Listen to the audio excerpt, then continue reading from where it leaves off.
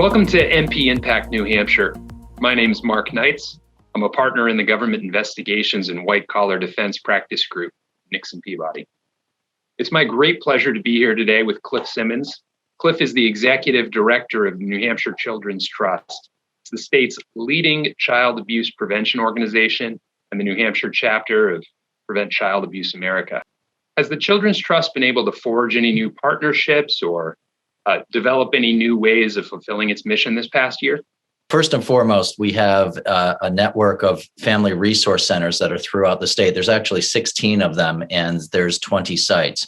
And that's really where our strength and partnership is with throughout the state to help provide resources and services that help strengthen families. And that can be anything from a parenting class to in-home supports to help make families and stronger and children safer. We're trying to transform the child well-being system so that it is more preventative based. Let's talk about April, Child Abuse Prevention Month. Are you planning on doing anything differently this year to observe Child Abuse Prevention Month? I think it's more important than ever that families and the communities know what resources are out there for them and what it means to prevent child abuse and neglect. Really, it's about strengthening families and giving these families and children the resources they need so that abuse and neglect never comes into the picture. So we do this with these 5 protective factors, and we have this parental resilience, which is trying to deal with stress and how to handle stress. There's social connections, how to create your community of people that can help you with your children and help you with the things that you need. Gaining parental skills and getting these concrete supports, things that we often take for granted, such as food and housing and heat. And these are things that we use the family resource centers, and we fund the family resource centers to get those services and resources out to folks.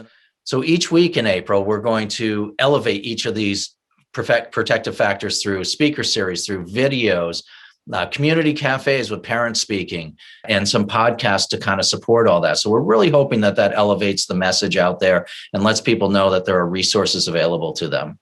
That sounds great. Do you have any words of advice for parents or caregivers out there who are really struggling with the stress based on the current environment? Yeah, I really think it's about making and building community connections. I really think that's where it's at right now. And that's with other parents, other family members, and just being able to have somebody to talk to.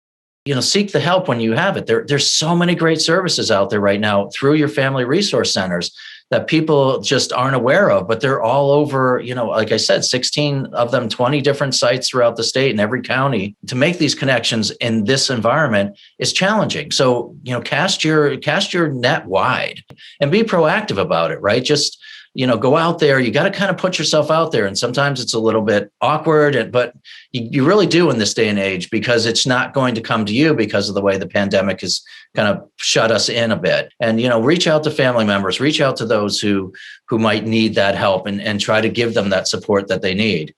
Great advice. Well, thank you again, Cliff, for joining us today. This has been a great conversation.